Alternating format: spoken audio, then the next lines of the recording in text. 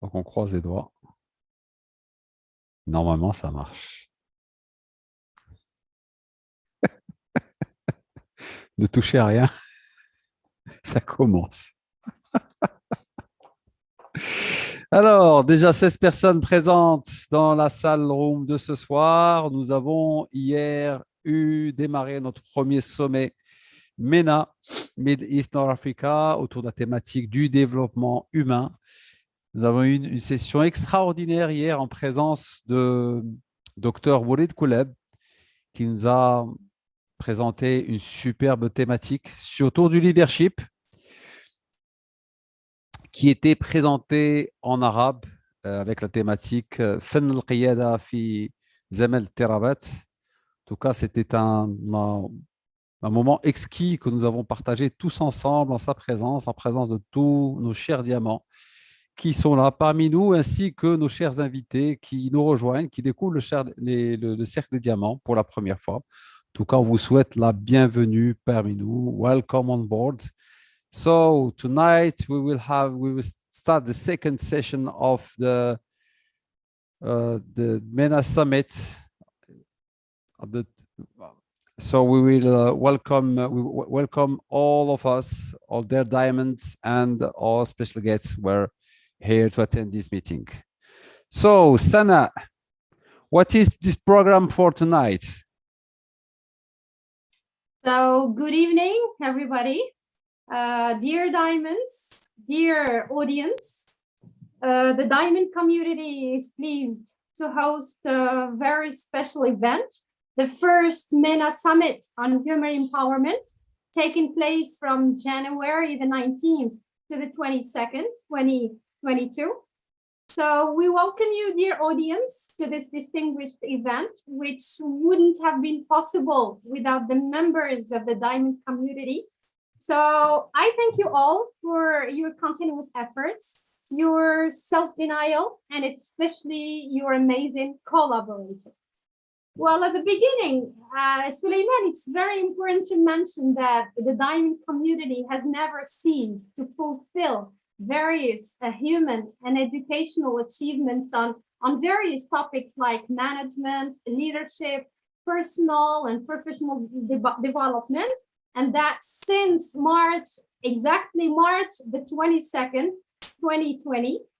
Therefore, I think it's really worth it to present the association again to our dear audience, to introduce ourselves again and highlight the most important achievements we are proud of, especially for the people who are attending our event for the first time. It's perfect. Who are we as an association? We are simply a nonprofit group born out of a citizens initiative. We are a group of multidisciplinary experts in personal and professional development with a humanist and an educational vocation. Our mission is to facilitate learning and professional development tools, and we also aim to promote interpersonal skills and leadership, educational, entrepreneurial skills in Morocco, and why not abroad. And among the members of the association, we share a number of values like sharing, team spirit, agility, state of mind, a positive state of mind, engagement, and competence. For our goals, we aim to share knowledge and tools, again, of personal and professional development through conferences, through education, mentoring, and training operations. We also aim to develop a specific label of certified training courses on a local and why not on a global scale. We also aim to establish backup programs for project holders. And we want to constitute, but this is something we have just launched at the association. We have just established a community of ambassadors in different cities in Morocco, in Casablanca, in Rabat, in Marrakesh, in El Jadida, in Meknes, in Fes, in Agadir. I hope I did not forget a city. Oujda. Okay? Oujda as well, yes. Yeah. Okay. And we also aim to set up collaborative partnerships, boosting voluntary field actions with concerned targets, of course. In the association, Le Cercle des Diamants, or the Diamond Community, we have 5 commissions. So the first one is concerned with conferences and events. The second one, working on training, education, and mentoring. And the third one on engineering of training. The fourth one deals with everything which has to do with communication. And the last one with sponsoring and public relations. Now, our achievements, the achievements we are really, really proud of. We have been able to hold or to organize our 150th conference just recently. We were also able to organize the first international online congress of personal and professional development around the theme transforming our present. And we were also able to invite eminent speakers. And here, this is the first international online congress. Then pictures of different speakers, guests of our association. So 70 experts, let's say, at the forefront of emerging disciplines, of course, again, in personal and professional development. We are also proud that we organized the roundtable celebrating the International Forgiveness Day. Then the forgiveness cycle animated by our dear President Suleiman Belhaj. We also held the first edition of the University of Excellence, which is an important achievement for the association. At the end of the University of Excellence, we had a roundtable entitled Cultivating Excellence. After that, from time to time, we invite special guests to speak about various topics. We also held some face-to-face meetings despite the pandemic, so we were able to organize some face-to-face meetings. And we shouldn't forget, of course, our amazing team building in Ouarzazate. And it was an opportunity, of course, to enjoy ourselves, to communicate with different members of the association. But a very important action, if we can say, the team building brought us close to female project holders in a rural area in Ouarzazate, which is Ait Ben Haddou. Very amazing and unforgettable experience. And the last thing is the training cycle, which we organized for Hassan II University students. Training cycle composed of 5 different workshops to help students integrate the workplace. So for our perspective, let me say that we are a very, very ambitious association. So we are seeking to strengthen our credibility and our notoriety by maintaining that dynamism developed thanks to different members. And we also want to have more presence in the field. And we are also still looking for partnerships and collaboration agreements with different institutions and different let's say institutions or associations even. Please reach out to us, join us on our different social media platforms to know more about membership, information about membership, and we will be more than happy to provide you with additional information concerning membership. So let's say we are there on YouTube, on Instagram, on Facebook as well, and on LinkedIn. So that's it for the association. And today, let's say that because of these honorable achievements we have just gone through, widely appreciated by a large qualified audience, which is becoming richer and richer. The Diamond community gives birth to the first MENA Summit on Human Empowerment under the aegis Navigating in Uncertainty. And this event takes place from January the 19th to the 22nd, and it does constitute a crossroad of human support for professionals originating or residing in the MENA region.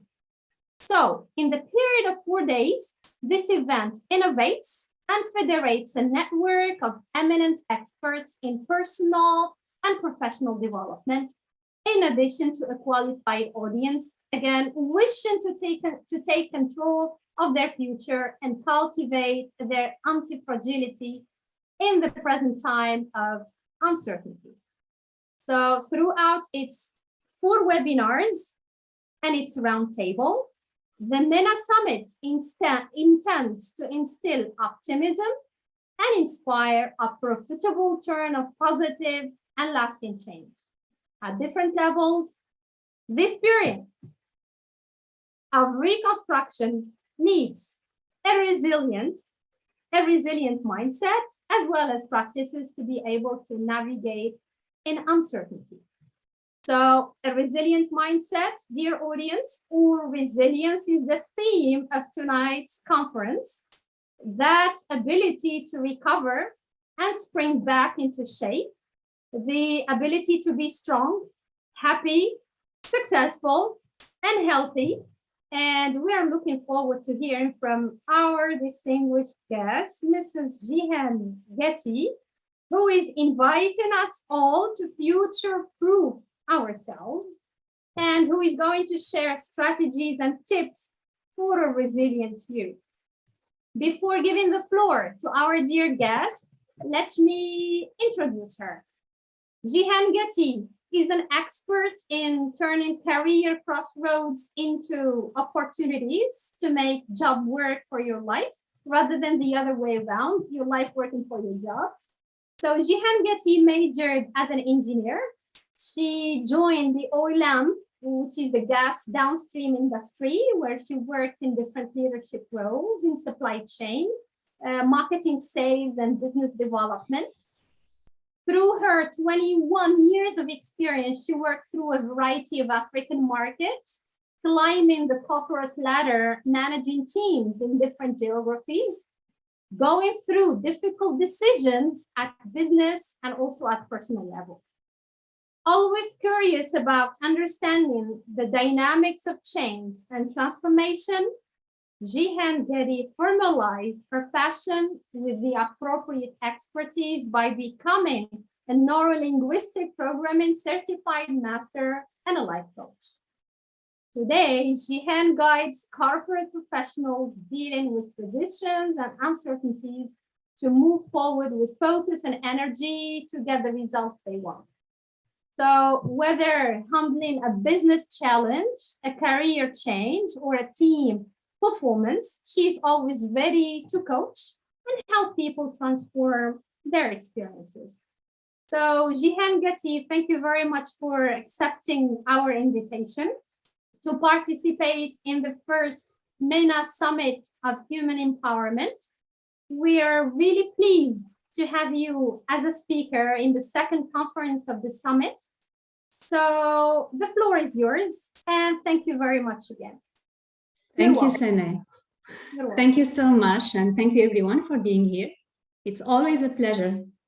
Thank you, Fatima Zahra. I know you're not speaking, and Suleiman, and I can see also some names that I recognize. So thank you, everyone.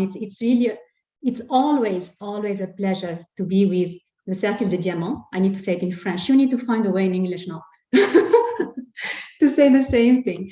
But it's also a pleasure, and I'm looking forward really to interact with everyone in here. And what did you say about the dialogue? Yeah, optimism and positive and lasting change. So let's create that together. I'm just going to share my screen with you right now, and then we're ready to go. So this is the, you can see it, right? Everything is fine? Yep. Yes. Good. So the first thing I start with every time I'm presenting something is actually to ask you, I'm sorry, yep. Your wish is my command, which means I'm here for you, all of you who made and created the time to be here. And I'd love to know, what are you expecting from this interaction with us together? Like, so go in the chat and just type anything and everything in English, in French, in Arabic if you wish to. It's all good.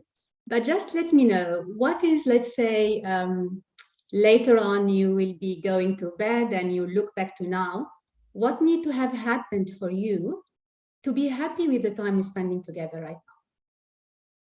Anything about resilience, about change, about uncertainty, what are you expecting? What's your expectation so that we can co-create together what you want to achieve from here? Rida, dealing with uncertainty. So you mean you need to know how to deal with uncertainty, right? What resilience really means practically. I like this. Okay. Stop overthinking.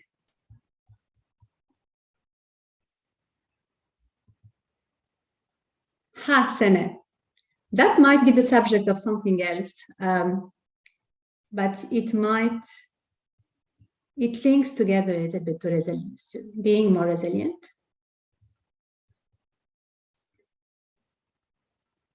And I like that you also touch in some of the bases in here. What, in my opinion, okay, become a leader. Maybe you are already, and you know how to know. Okay, good. Why we need to be more resilient?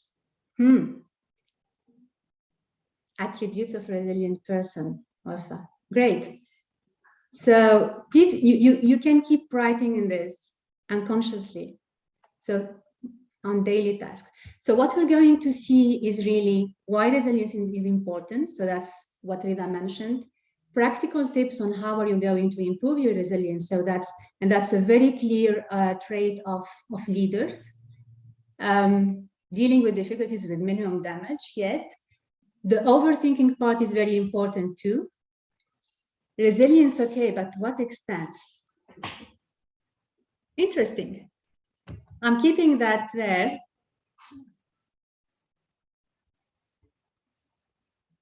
So that's fine. Thank you so much. So moving on, and I think we're going to touch a lot of this, and I'd love to have your feedback at the end on whether I'm a good Jenny, and I really applied the your wish is my command or not. So moving on this, the theme is resilience, and it's future proofing yourself. Now, if you think about future, I think you can agree that future is a lot of uncertainty, and you mentioned uncertainty, and there's a lot of questions. We absolutely do not know what's going to happen.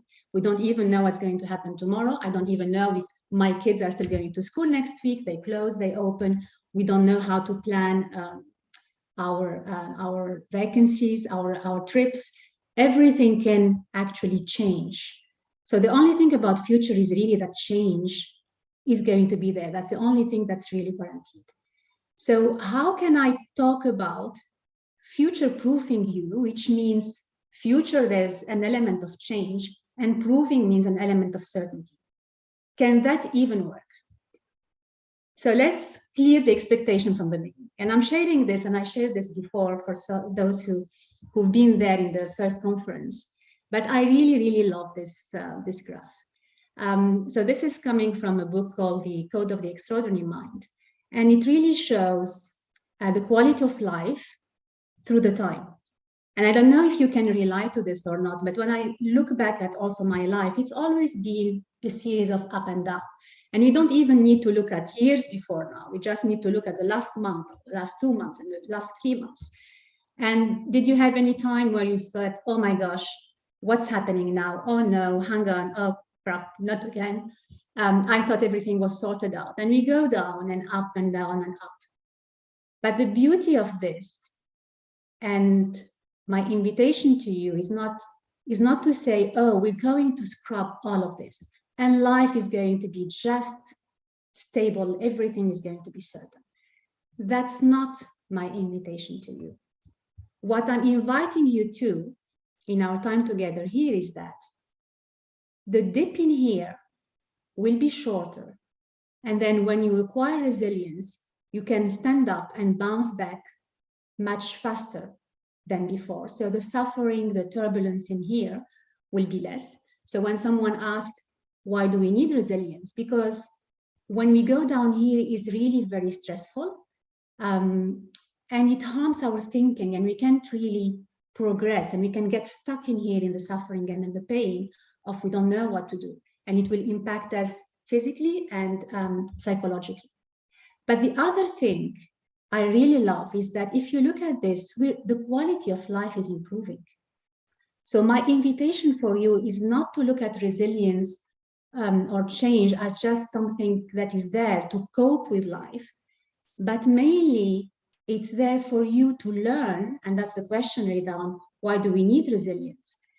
We need resilience to know how to live better, how to go with the flow of life, how to navigate in these ups and downs, in a way to change these challenges into opportunity. And I heard, and I actually read something that I liked, here there's a risk of burnout. So my invitation is for you to understand what are the tools, what are the strategies that you can use to turn these burnout experiences or might burnout experiences to actually build up ones. So how to turn this around. And when you think about resilience, and I've been speaking about this theme for quite a while, and I think I'm quite passionate about it. And every time I think about it from a different perspective. And the last time when I think about resilience, I'm like, what would be the best picture to show resilience? And I thought about this one. So I'd love for you to guess what in this picture actually can represent resilience. Can anyone make a guess?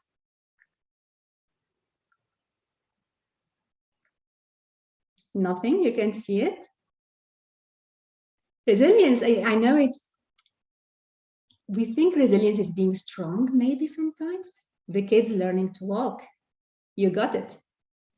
So when kids are learning to walk, the kid starts by holding a table, and then it fails, and it might cry, it's suffering.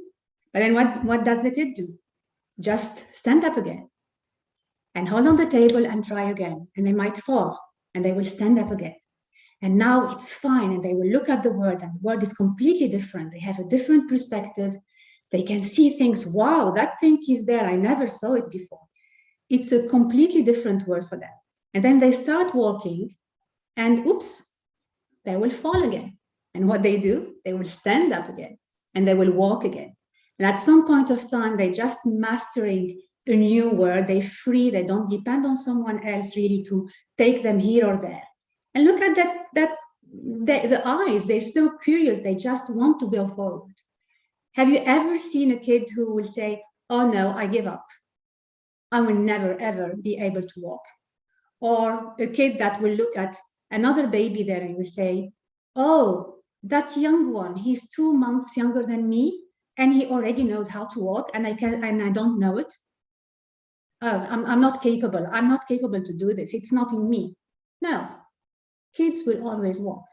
So that's why I love this picture, because it reminds me of that. And I love, as I said, the curiosity and the smile and the excitement. And the other thing is that we've all been there. All of us have been kids, and all of us learn how to walk. So do you need to be taught how to be resilient? You already did that. And that's something that I also just want to point out in your journey of self-development, of self-improvement. we tend sometimes to want to add things and learn new things. And I just wonder if sometimes it's not more about taking off layers and subtracting things, because we have it in us already. You have the resilience in you. You've been there. You've been beaten and down and then up and down. And I'm just talking about walking because it's an universal experience. But if you look back at your life or your month, I'm sure you can find at least 1, 2, 3 experiences where you are now, when you're looking backwards, proud of yourself, of how you actually stood up and walked despite the pain, and you're maybe discovering a new world or a new perspective. So that's for the baby one. And now a more scientific and very corporate imaging here. This is the cycle of change and of resilience. And if you look at here, we go into our life, everything is fine, we are in a comfort zone, and then adversity will hit us.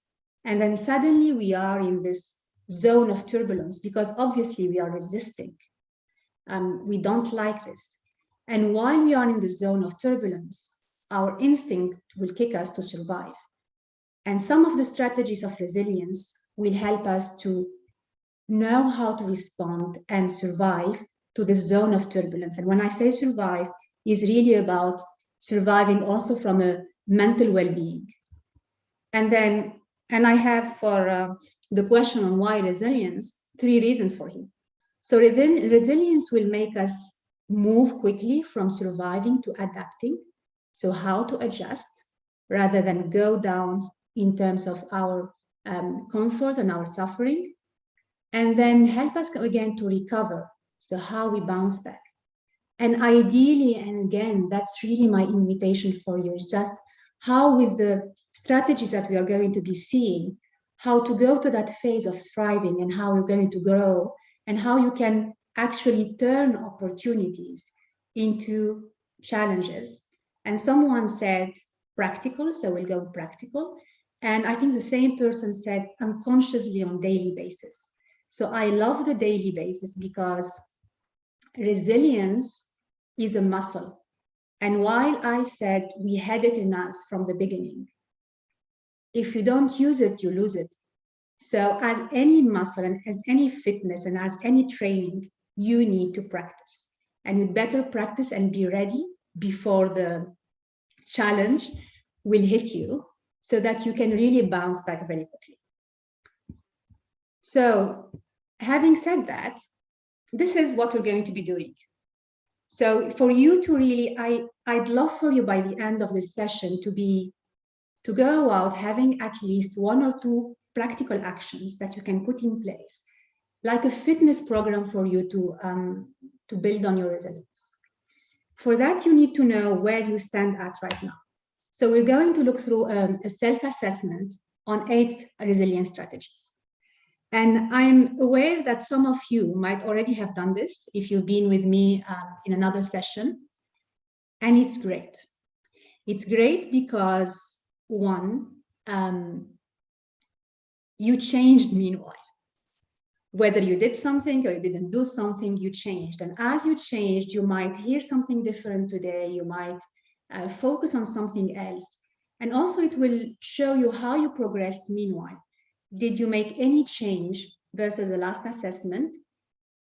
And if you have anything that worked for you or didn't work for you, also this is really the opportunity to step up and tell me, Jihan, I tried this, it is not working, or I'm not clear on this specific aspect. Someone talked about overthinking. That's also one thing that we're going to see in here. Because as you're going to do your self-assessment, so please, if you don't, take a pen and a paper, because I'm going to interact with you and I ask you to maybe put some notes on. Giving you practical tools, so 1 attitude and 1 practice to make the change. And at the end, as I said, you will go out with a clear action. Good, so far so good? Just give me even some thumbs up, even the yellow ones, to know how it is. Awesome, great. So before our takeoff, I also want to give some takeoff instructions. Sorry, So the first one is, please unfasten your belts. What I mean is that just be open. Open your mind, open your heart. We are in a very safe space in here. That's what I love about this community, is really the energy is awesome and it's extremely safe space. And don't hold to what you know already. If there's anything in whatever I'm saying, where you say, oh, but I know this already. This is so obvious. I heard this so many times. My challenge to you is, okay, you know it. Are you doing it? Because you know so many things. I mean, I have books of, you know, the self-development books. Sometimes we say they are, just make sure they're not shelf books. They're not just staying there on the shelf. We read them, we put them there, and we're not doing anything. So if you know it, but you're not doing it, we say, you know of it, you don't really know it. There's something missing for you to be into action. So unfasten your belt. Be here, just accepting whatever is there, coming to you. But at the same time, be the king or be the queen. And what I mean by that is, I'm here for your service, to serve you. And you spending this time here, choose whatever serves you. I'm going here to open doors for you, to give you many different approaches, different perspectives, saying things that might resonate with you maybe today or tomorrow, but just planting a seed there. And I want you to have an attitude of, I'm the king, I'm the queen. I have the right to choose what serves me. This is not serving me, so I'm just going to dismiss it once I try it. So experience things, let things come to you, and then choose whatever is serving you. And I'm not saying this only in terms of whatever I'm telling you, but in terms of your thoughts while you are hearing this. So if when you're hearing this, you have a thought that, oh, but this is not going to work, or it's better, just write it down. Don't dismiss it. Write it down and observe it and say, well, I'm the queen. Is this thought serving me? No, maybe I will change it.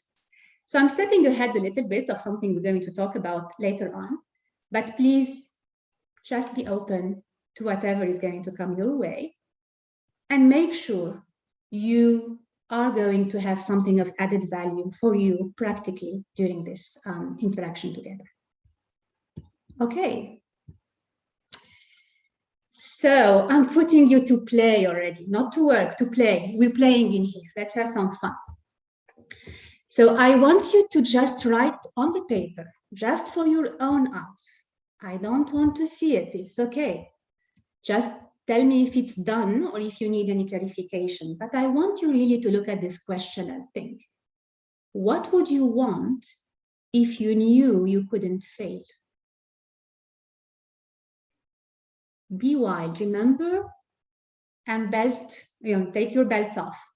Like, it's a safe environment, just for your eyes, but take a piece of paper, a pen, and write down. Don't say whether it's realistic, not realistic, it's going to happen, or it's not going to happen. Just open your heart, open your mind, and put it down. What would you want if you knew you couldn't? Yeah, it's not an easy question, Rida. It's not an easy one. You know why? Because we don't ask it to ourselves that often.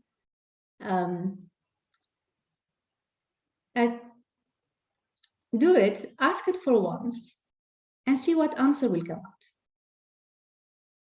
Just let me know once you're done. Just say done. Because it's important to have this, and there's no right answer. Okay. Good. Not overthinking. We're talking about not overthinking in here. Whatever it is. And park it. Okay? Put it aside and let's move on. Why am I asking you this question? One of the things is that I want you to realize that fear is expensive. When I say fear is expensive, fear is not a bad emotion. There's no bad emotions anyway. That's my point of view. There are pleasant emotions and unpleasant emotions. Fear is an unpleasant emotion, but it's there to protect us. It's there to protect our integrity, our physiological and psychological integrity. When I say fear is expensive, is if we don't do something because of fear, then it costs us. It can cost us a lot, and that's the cost of a lost opportunity. So I even changed a little bit this, because it's not fear that is expensive. It's waiting for fear to disappear, that is expensive.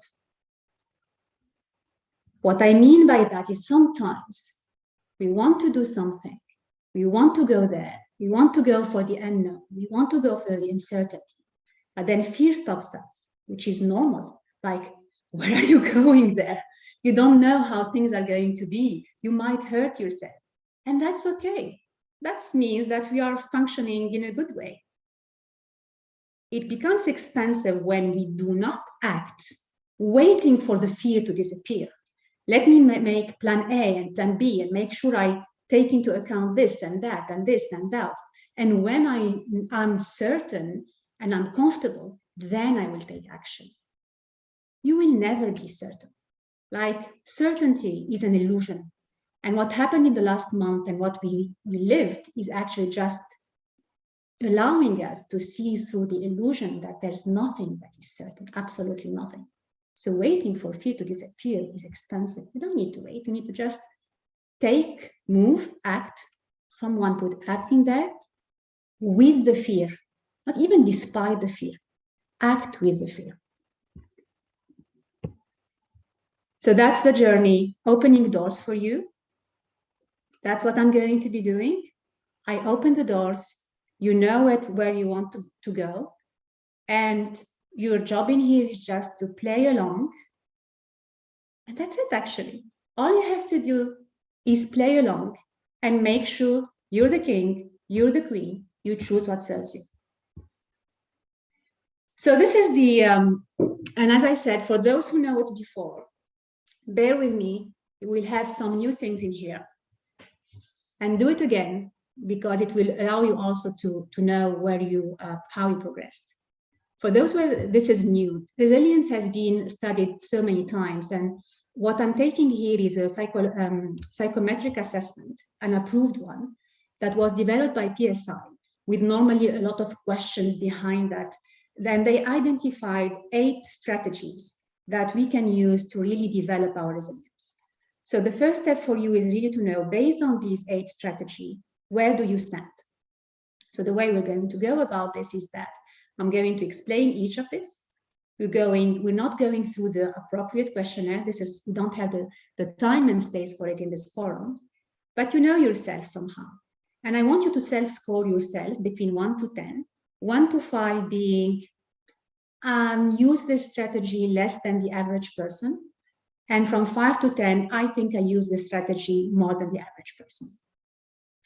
And then based on that, what's going to happen is that you're not going to have a plan of action for every and each strategy. I mean, if you want to, you can, obviously.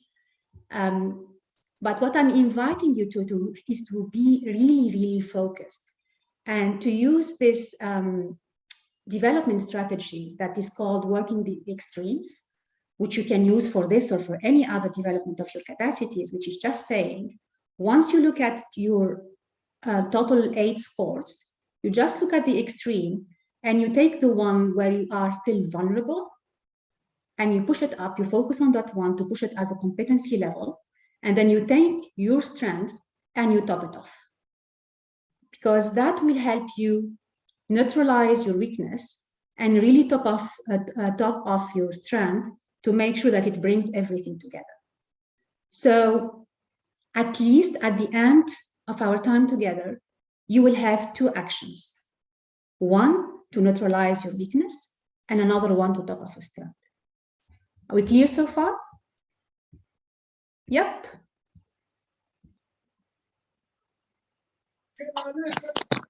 Okay.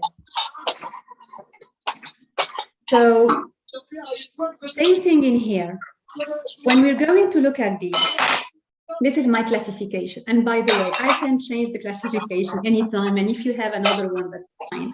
But that's, I think there's some noise. Just mute. Thank you. So whether the classification is correct or not correct, this is the way I perceive things right now. But the main idea from this is you need to have an attitude, how you are, your being, how you should be to develop your resilience. And then you need to have some practice, some behavior, what you need to do. So it's a mix about being and doing, which is actually the mix of however we should be or however we live in our life. And in the being, what I put in there is to be challenge-oriented, to be optimistic, the level of our self-belief. And in the doing, there are things like support-seeking, being adaptable, being creative, having a purposeful direction. And I also put emotional regulation in doing. So you might challenge some of this, and that's totally okay. But for now, just notice that there's a dimension of being and a dimension of doing. And you need to make sure where you are in each of these. So we're starting. Number one, challenge orientation.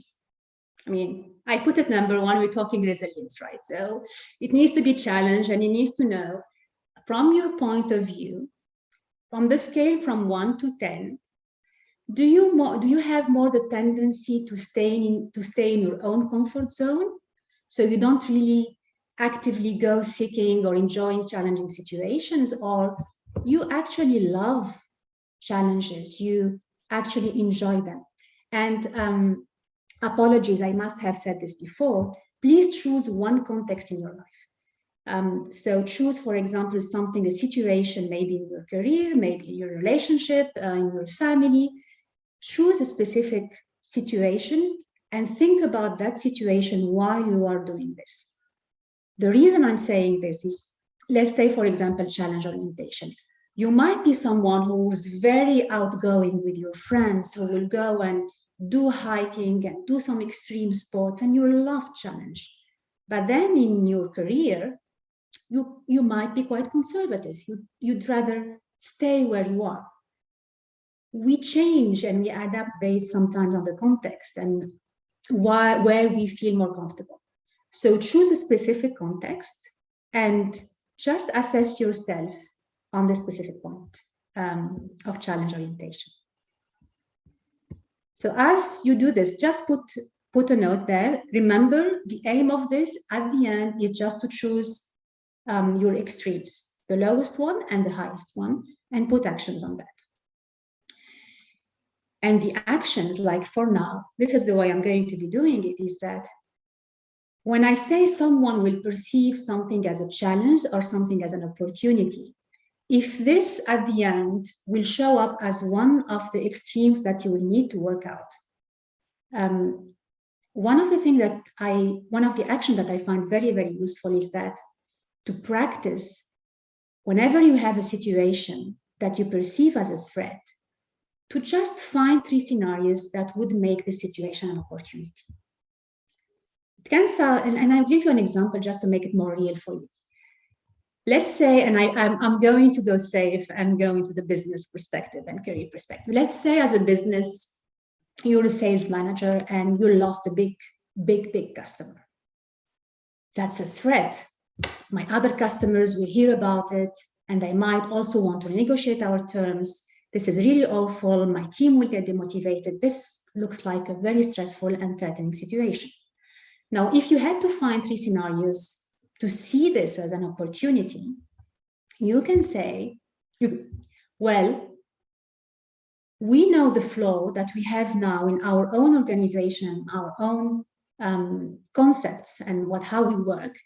And now this is actually an opportunity to have the support, to have the budget or have the resources, because now it's visible for everyone. You can say also, well, now that we don't have this client that was taking a lot of our resources because it was a big client, we actually have now the time and the people to really care and look after the clients that we have right now and to go for that prospect. And the third scenario might be, well, this is an opportunity now that we know what the competition is offering, or we know what the market is offering, and we can handle and change our offer accordingly.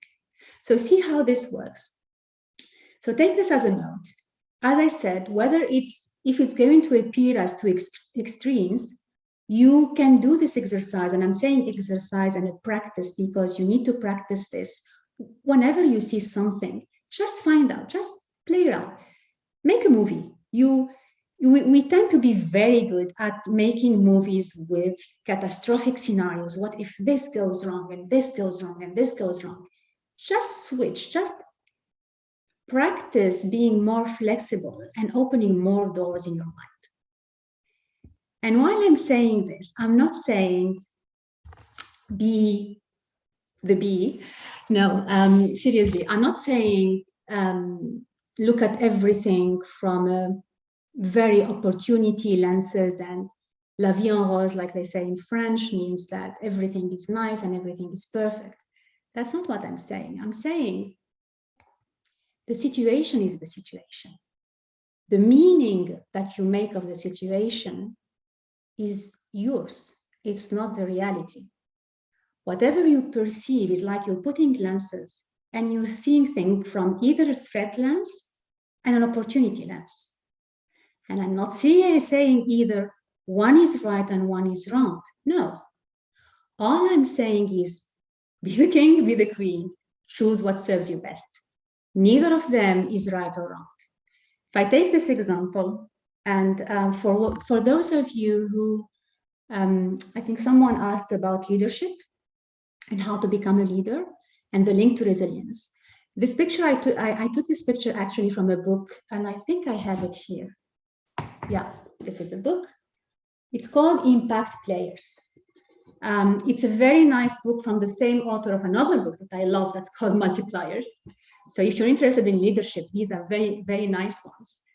And it really links, Liz Wiseman looked at what differentiates impactful players from good contributors, like the ones that contribute from the ones that really, really you can rely on. And she found that the thing is that the people you can rely on, really the impactful leaders, are the ones who can still perform in uncertain situations. And one of the things that she mentioned when she did studies in hundreds and hundreds of leaders and CEOs and executives is that the way you see things is very different. So if you see a bee,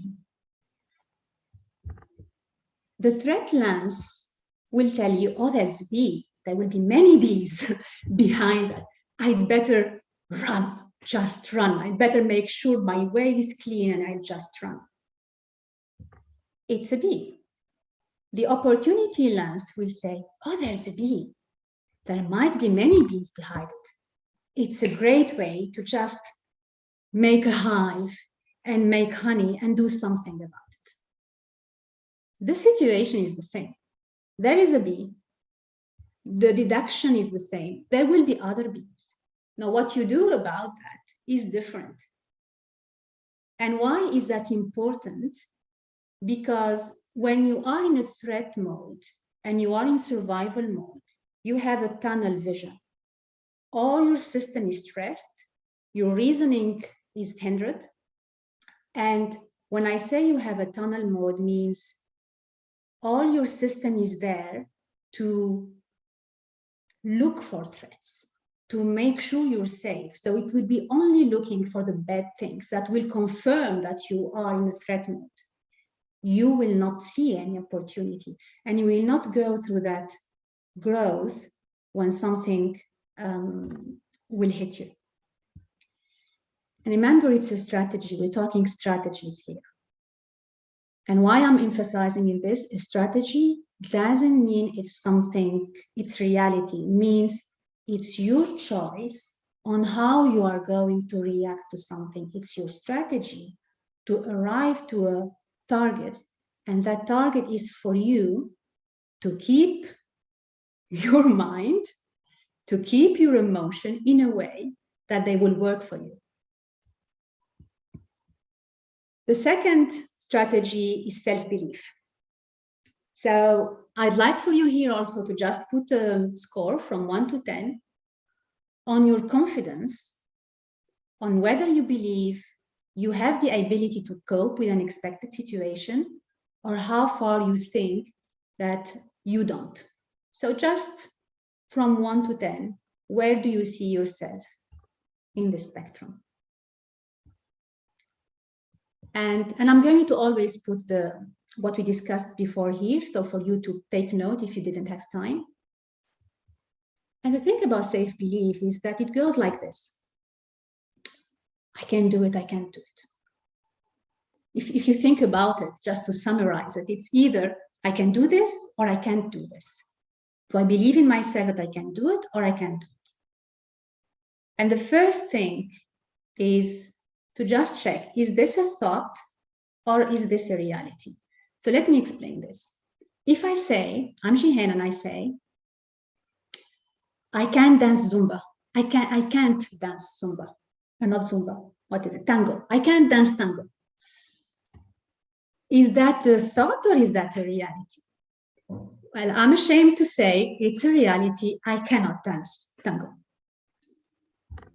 But that's not a limiting belief. The thing is saying, oh, even if I take lessons and hours of lessons, I'm not a tango person. I will never, ever, ever learn how to dance tango. Well, that becomes a thought, not a reality. So you see the difference? So whenever you have this, think of self-belief saying, I can or I can't, I don't want you to dismiss it specifically. Just check it. Because sometimes we take that voice that is nagging in our head for granted, that it's telling the truth. Just be aware of it. Be aware of it. I mean, it can keep talking, but the more you start being aware of it, the more you will notice that that voice will start to fade away slowly. And this is Ralph. I found this in the wall of my daughter's room, and I'm like, what the heck? Like, this is perfect. So let me read this for you. This is Ralph. Ralph is a concept created by you while reading this. When you stop, Ralph ceases to exist. Your attention is a thin barrier between Ralph and the void. I'm scared, says Ralph. Why I'm putting this? So see, this thing called Ralph exists only when your attention is there while reading this. When attention is not there, it's not there, it disappears. That's your thoughts. That's Ralph. They don't exist, they're not real, they are just thoughts. Whatever you're thinking right now exists here, not in the real world. And it's all about your attention. It goes both ways. It's not about you're not here. Your attention is the light of your awareness. You bring it there and you realize that it's just a thought and it just somehow fades away and ceases to exist. Sometimes it will come back. You just bring your attention to its real nature. That's just a concept and it will go. Ready for the third one? Optimism.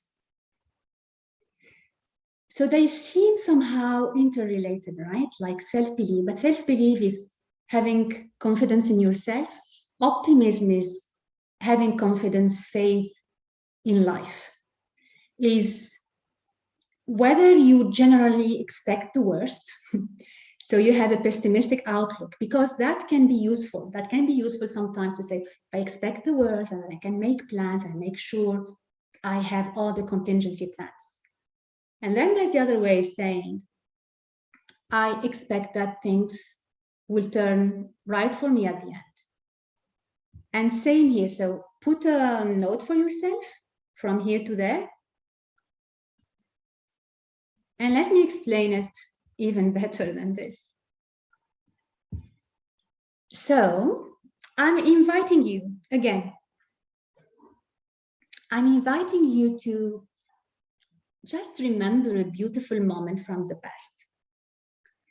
Just go back with your mind to the past and remember a moment where you felt, I don't know, joyful, excited, at peace with yourself, a beautiful moment, like a really, really good one, a one that you'd like to go back to and live again. If you can just think about that and go with your mind there and remember the place, see the people, hear the sounds, smell the smells that were there, maybe feel the feelings. Just go there. Are you there? Sorry, I looked at the chat. Rida, that's not fair. You there? Okay, awesome. Now, just notice at that moment then, at that specific moment where you were feeling this, were you thinking a lot or not? Most people, someone talked about overthinking, but most people, if that was a moment where you maybe were laughing and you're feeling awesome, most probably you were not thinking at that specific time, not a lot. And then my second question is, at that specific time, that was a beautiful, beautiful moment, was everything perfect in your life? Like there was no other problems present in your life at that time? In any of the other different aspects of your life? My guess would be most probably there were some problems. Somewhere here and there. And yet, you had that beautiful moment. All right? Oops, what happened here? The beautiful moment wanted to escape. No. So why I'm saying this, I want to present this idea to you because I would, my guess also, and tell me if I'm right or I'm wrong, is that when you also recall that moment, you felt even a little bit of that feeling right now while you are just sitting in front of a phone or a desktop or whatever.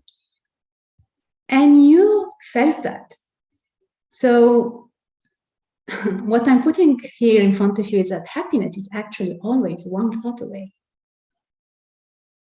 It's not coming from outside. You don't need everything to be perfect to feel happy. You are perfect. You are happy then, or you were feeling a beautiful moment, and things were not 100% okay. There was problems here and there. And scientifically, it's been proven that only 10% of our happiness depend on external events. Only 10%. 90% of our happiness has nothing to do with whatever is happening outside of us. And I'm putting this to you just for you to recall this. Whenever you might fall into the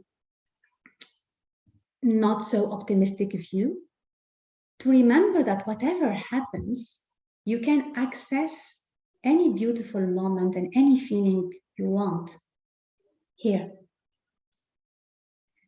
So these are four. So I hope you have 3 notes for now, and you're starting to see some pattern. And the pattern for all of this is saying, remember, you always have the ability to respond to whatever is happening outside of you. Life might go up and down. Things might not go as you want. Most of the time, they don't. Poof, sometimes something comes to us and we don't know where it's coming from. You cannot control that. So instead of spending your energy resisting it, I mean, it's there. It's there. What do you have to resist? The sky is blue. It's blue. I don't like it. I want it orange. Okay, it's blue. So another response to the question, why resilience? Because it's allowing you to take that energy that you are spending into resisting, into not accepting something. I don't like this. I don't want this thing to be like this. It is like this. Take that energy back and use it for something useful. And the only thing that you can control all the time is your ability to respond. And that's why I'm saying, just remember you are 100% responsible in the sense that you always have 100% of your ability to respond. And once you have 100% of your ability to respond, the other thing, king and queens, again, sorry, I like saying this. I feel like human. I don't know. I'm with kings and queens. Diamonds, I mean, what best? Choose what serves you best. So whenever you have the ability to respond 100%, choose whatever serves you best. So moving on, if I may, all is good. I need some responsiveness here. Yuppie, good. Now into what I said in terms of behavior. So one strategy of resilience is support seeking. We tend to think of as I'm resilient means I'm strong.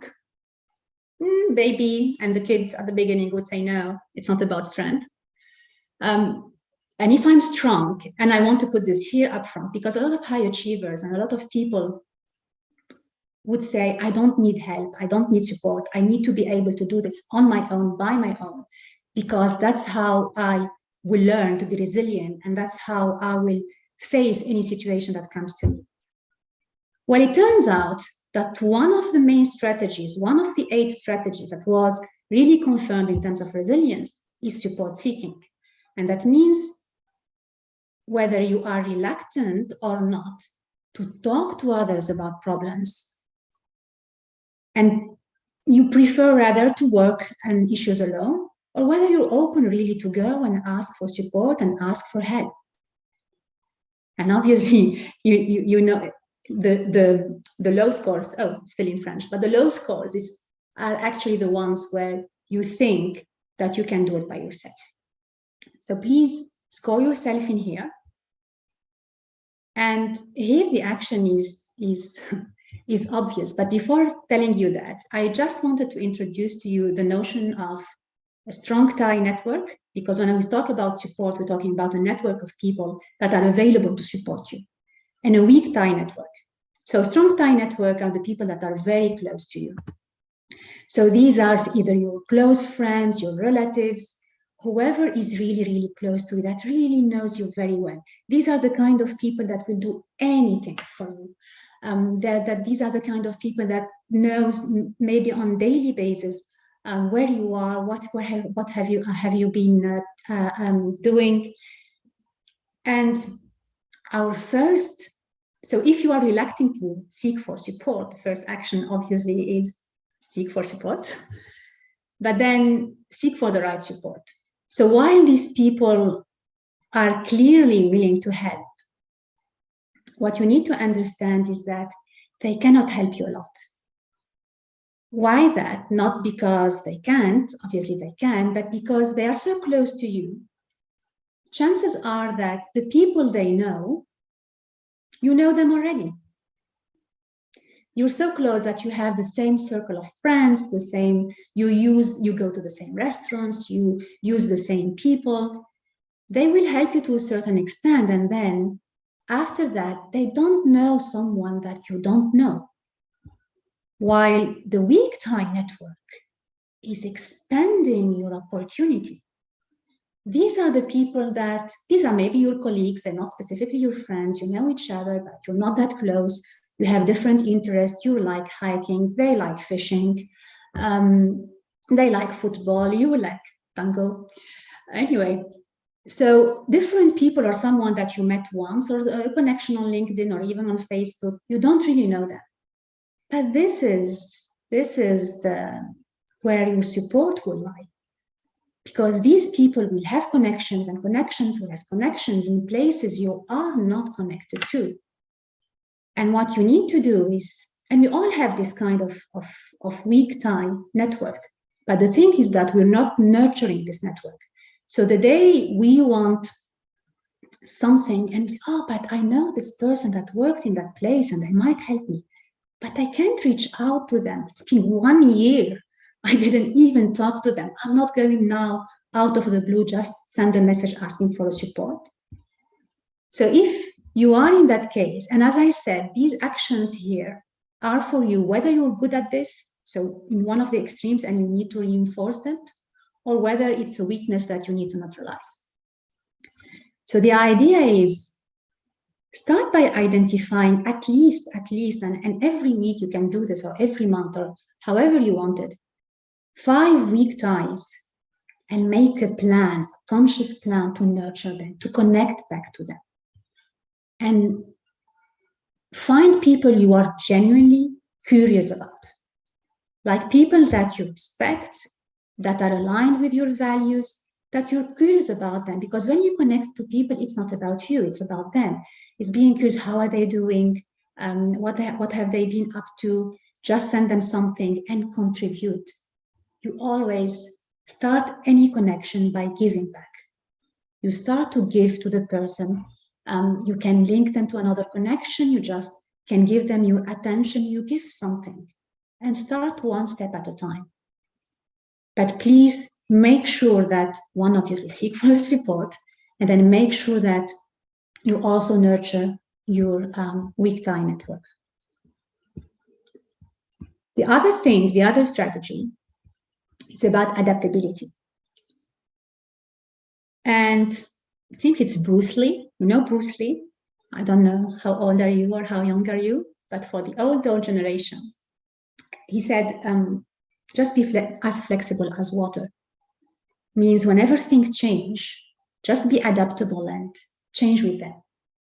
So are you most likely the sort of person that becomes frustrated or anxious when you need to change plans, or not again, or you're happy whenever life goes this way, you just go with it and you change your plans and you change your attitude. So where are you in this scale?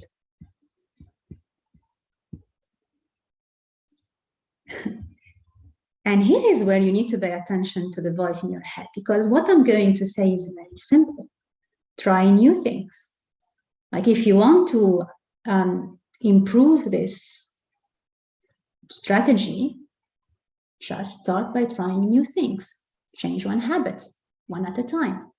And when I say new things, it can be something as simple as don't go to the same restaurant at the same time. Don't order the same dish at the same time. Try something new. When going to work, if you can, if it's possible, change the route.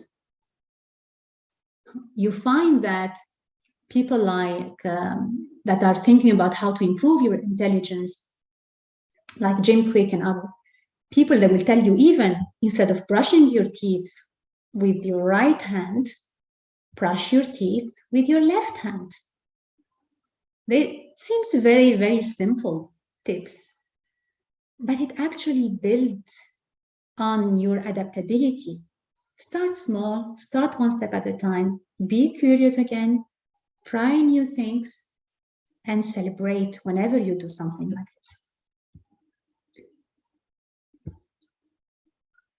Because,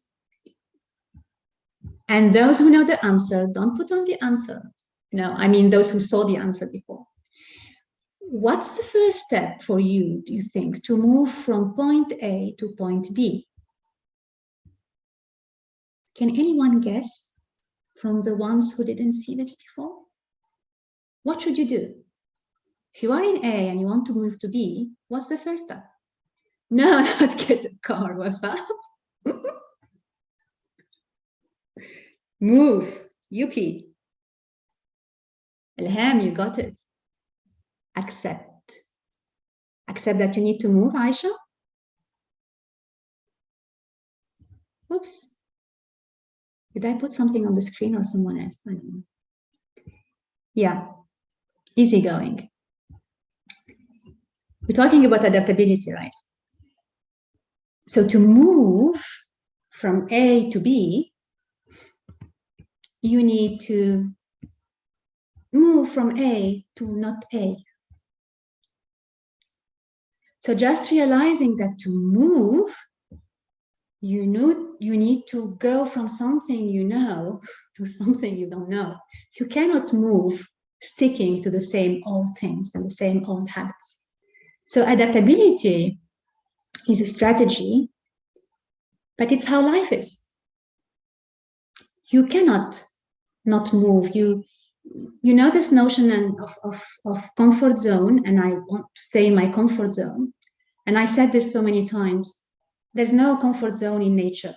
That it doesn't exist. You go, you look at the plant, you look at nature.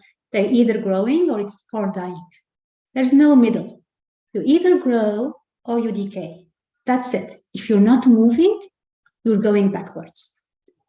So adaptability, for me, is really a must. And you just train yourself every single day. Just do one thing different, one little thing, and see how it goes. Ingenuity is about being creative. Is whether you you have difficulty to find solutions, and you can see how this is related to resilience. Find solution to problems, or you don't find it easy. You don't find that you can come with creative ideas, or you're really on the creative side, and any problem you can find many different ways to solve it. Remember, when we're going through these 8 strategies, doesn't mean that you need to be perfect in each of them. Remember, the strategy just you need to neutralize your weakness and top off your strength. And a lot of these are linked together. So score yourself, and the action basically is the same. Explore new things. Explore new things means talk to different people, watch different things in the TV, read different books, not your usual one. Expose yourself to different perspectives. That's how your creativity will blossom. And you don't need to be hyper, super creative. You can also use another strategy, that's seeking for support. I can't find a solution for this. Okay, I'll ask someone else. So you see how all of these, like a puzzle, they can just put themselves together. You just look at them and see what strategy in which situation you can actually use. And what helps is that your brain, your body is wired with your neuroplasticity to actually help you with this. It's about whenever you experience something new, whenever you hear something new, like right now, when someone is writing these lines on the screen and doing something new, it's still a different experience, and your brain will either generate new circuits between the neurons or new neurons. And it doesn't depend on age. Like the old saying that says, how is it again? Old dogs don't learn new tricks.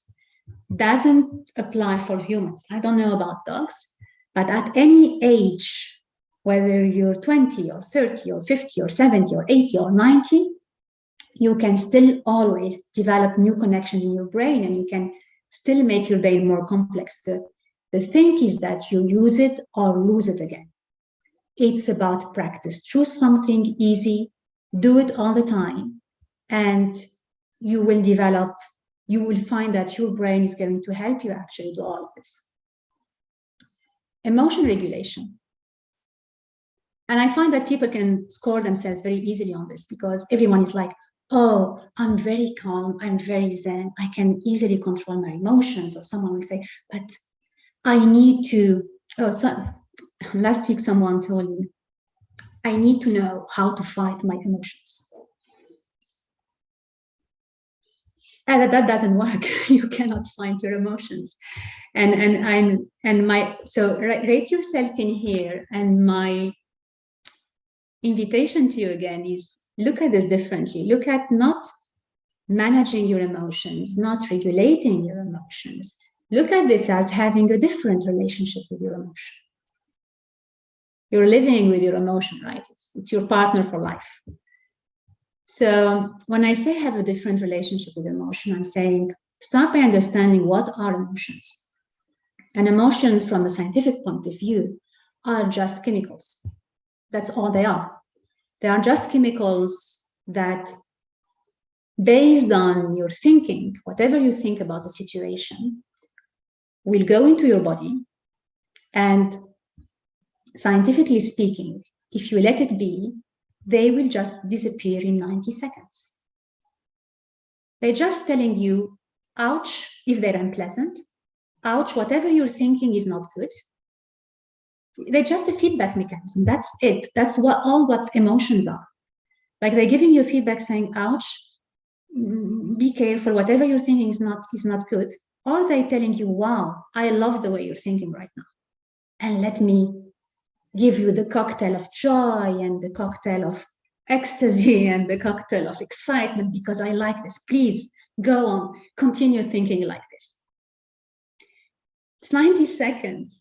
Like if I'm saying I'm still angry, oh my gosh, my son this morning, he didn't want to get ready and to go to school at time. When I remember that, no, I'm just recreating that right now. So just knowing that gives you a different relationship to emotion. They cannot take you over. There's nothing to take you over, just a feedback to your thinking. And then another thing, I love how they find these acronyms that are really nice. It's like, take your dose. Emotions are chemicals, so your body got addicted. If you're someone who will say, I'm always has a tendency to anger or a tendency to be sad, or your body just addicted to these chemicals. It's been so used to this cocktail. It's unpleasant, yes, but it's the cocktail it's used to. So what you need is just change the dose. And when the dose stands for dopamine, oxytocin, serotonin, and endorphin, which are basically the cocktail and the different hormones for, like gratitude is dopamine and serotonin. Oxytocin, when you laugh, you produce it. Endorphins, you know, when you go and exercise, or when you are you are successful and you're proud. So all of these just get your body addicted to something else than the old chemicals. Means just practice something different. You can practice gratitude if you are into that. Just feels good. I mean, why not? Just at the end of the day, say, oh, I'm actually grateful of this, or at the beginning of the day, or whenever. Many years back, someone told me something, and it was awesome. Just beauty. Just find beauty. One beauty moment in a day. I call this the beauty hack. Like every day you say, I'm going to see something beautiful now. I'm going to see something beautiful. I'll find it. And you will find something beautiful. And beauty will also give you some of these cocktails. Now, when the other thing to do when I said practicing is that, you know, when you're angry or you said, I'm out of my senses, because you're just losing it. What are you losing? You're losing the connection to reality. And so one of the things that you can practice is connect to your senses. So when I say connect to your senses, I mean sense of touch, smell, of hearing. It can be very easily done. And again, it's really starting one step at a time. Be curious, be kind, and build a habit. And when I say build a habit, I'm not saying you need now to add something to your never-ending to-do list. No, I'm saying take something that you do every day. Eating, taking a shower, going to the bathroom, going to your car. Choose 1, 2, 3 of these moments and say, whenever I'm going to take a shower next time or wash my hands, I will, for 10 seconds, just 10 seconds, pay real attention to the feeling of water in my hands. Like right now, you might be sitting on a chair or maybe laying down on a couch, I don't know. But can you just right now for 10 seconds, feel the weight of your body on the chair, on the couch? Just connect to your sense of touch and feel that weight. This is a very actually common mindfulness technique that says, like, you know, these apps, I have this watch that you need to do 10,000 steps a day to keep fit. there is this idea to say, you need to do, I don't remember the time. Let's pick up a number. It's fine. You need to do, let's say, 10,000 seconds. That's too much. But you need to do 10 times, 10 mindful moments. It's about like 20 minutes. Small moments, 10 seconds. Take 10 seconds. Don't build up. You exercise, you walk, you say, whenever I'm walking, I'm going to take 10 seconds to listen to the sounds around me. Or whenever I'm eating, I'm going to take 10 seconds to really feel the food in my mouth and feel my tongue and my teeth and whatever it's going to be doing there. As I said, one step at a time, be curious, be kind, be curious, try it. And when I say be kind means if you don't see the results right then, it's okay. Continue with the practice. When you go to the gym and when you don't want to be fit, you don't see the result like this. You need to put on the practice and the effort, and then you acclimate your body back to the things that you want it to be. And the last one is purposeful direction. So you put a note to yourself on whether you are likely to operate without clear goals or targets, or you might be less focused on goals than others, or you're very structured in terms of putting strict goals and really getting very committed into achieving them.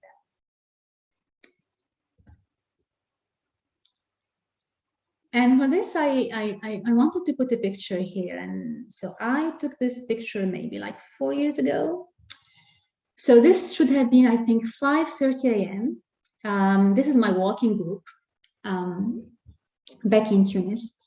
And we had this extremely, extremely steep walk going from the port up the hill. You can see it here, but even now I'm like conditioned to a certain reaction when I see this.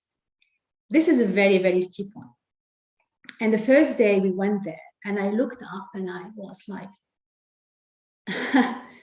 I will never, ever be able, not after all the kilometers that we walked, I will never, ever be able to go there.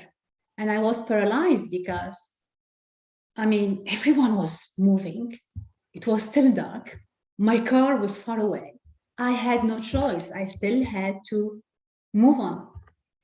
And the only way I could do this is not saying, Jihan, okay, so you know the direction, we're going this way, follow the route, but you look down, you look one step at a time, don't even dare look there. Because if you look there, there's no way I will be able to move that way. And that's how I did it. Even the second time and the third time, it wasn't easy. I could look maybe 2 steps, 3 steps, but that's how I moved and that's how I went up. And that actually served me because every time I'm quite overwhelmed saying, but how am I going to do that thing? I will never be having the energy, the focus to go there. I don't even know the next step after that step. I would say, okay, just do the next right step, one step at a time. And the more you progress and you advance, you will see it. And the other thing is, remember your questions from the beginning. What would you want if you knew you couldn't fail? That one can be your direction, and then one can be your fuel. So whenever you feel, but why am I doing this? Am I going to the right direction? Is this really important for me? Is this really worth it? Just go back to that question. I don't know what you put in there, but that's what you would do if you knew you couldn't fail. So normally that's something that really counts for you, and that's something that comes from your deep values. And values are what makes your inner motivation. It's not what's outside, it's what's inside of you. And there are 2 things about values. Is just make sure you are going towards something you want, not away from something you don't want. Just make that distinction. And you can observe your speech. When you talk, what do you say? Do you say, I want to be successful, I want to to age gracefully. I want to still have energy. Or do you say, I don't want to lose my job, or I don't want to grow old and weak, or what do you say? And based on what you say, just observe and hear yourself and correct. Just make sure that that's some kind of self-belief in there that's playing around, and you go and do whatever you need to do to change that if you want to, and if you think it doesn't serve you. If you think it still serves you, go on. You're the boss here, king and queens. So by now, I'm sorry, I see there is something in the chat, but I'm not coping with it. So if there's any questions, I'll take it after this. That by now you must have already identified. So look at your overall scores and identify your extremes. And these are the two things that you will need to play with. And choose anything from here, from what you've seen in there, from the knowledge that you have right now. And as I said, whether you do it now or you do it tomorrow, life is about movement. So it's about really just taking the action. And remembering you're 100% responsible, as in your ability to respond, and choose what serves you best. Oh, and I almost finished and ready for a question. I just wanted to share this beautiful picture with you because I love it. I hope you love it too. I love the colors. And this is a picture in the old town of Tunis, of a place called, in Arabic, Sabbat al-Arusa. So, and Sabbat al-Arusa means the shoe of the bride. And this passage, this street is said to be haunted. So people avoid going there. Because the story goes that an unwilling bride, while she was passing by there for her wedding ceremony, just disappeared. And the only thing that was left was a shoe, a sabbat. But it's not Cinderella, it's something different. I just realized it looks like it. And since then, people just avoided going through the shortcut because of the fear of being lost. They would just rather prefer taking a long, long route, avoiding this, or even just don't bother go where they wanted to go in the first place. And then one day someone came and just throw this nice picture of the wall of a couple dancing together. Dancing, movement, life. And I just love to think that since then, the spell was broken. I want to end with this because the ups and downs, the tones, it's music, it's like a dance. And this quote by Alan Watts that says, talking about life, it was a musical thing, and you are supposed to sing or to dance while the music was being played. That's all you're supposed to be doing. Just moving with the dance of life. You move with it, and as you move with it, you will be playing up to the next level, and the next level, and the next level. So, thank you for hearing me. I hope that this will help you to create your dance one step at a time, and I'm happy to take any questions or clarifications for you. Okay, so thank you very much, Jihan. You're Thank welcome. you very much for your wonderful coaching session, I would say, in terms of showing kindness, caring, sympathy, in terms of your interaction with our individual selves. Well, your reaction to how we think about ourselves, what we think is true or not true about ourselves, and how we perceive ourselves, our beliefs. I also appreciated the way you moved from very simple ideas we sometimes take for granted for more elaborate, complex, and intricate patterns in our way of thinking. And of course, while giving tips and strategies. So thank you very much again. We really enjoyed it.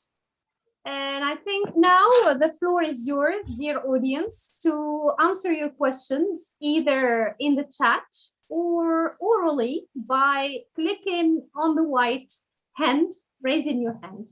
So we're waiting for your questions, dear audience, to interact with our guest, Jihan Getty.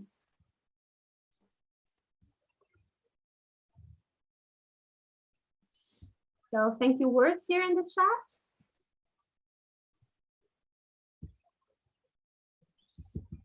I can start, but not by, I don't have any question, but just I want to thank Jihan for your wonderful presentation and for the gift you gave us, especially today. You know what?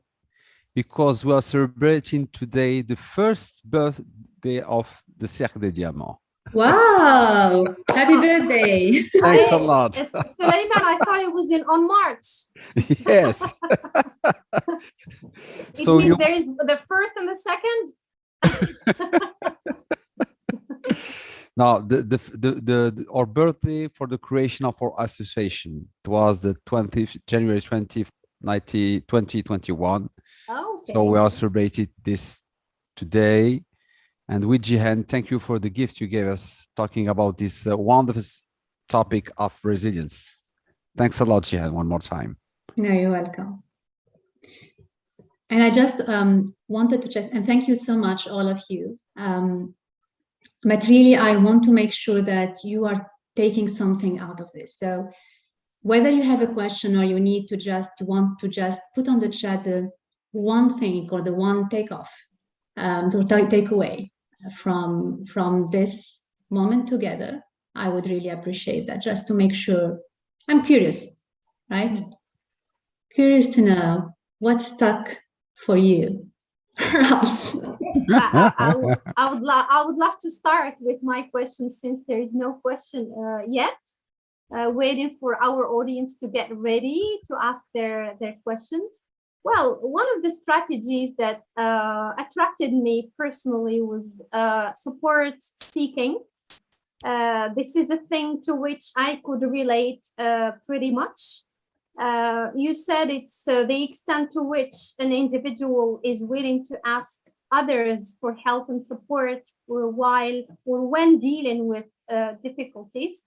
And you also talked about strong tie network and weak tie network. But for me personally, I always,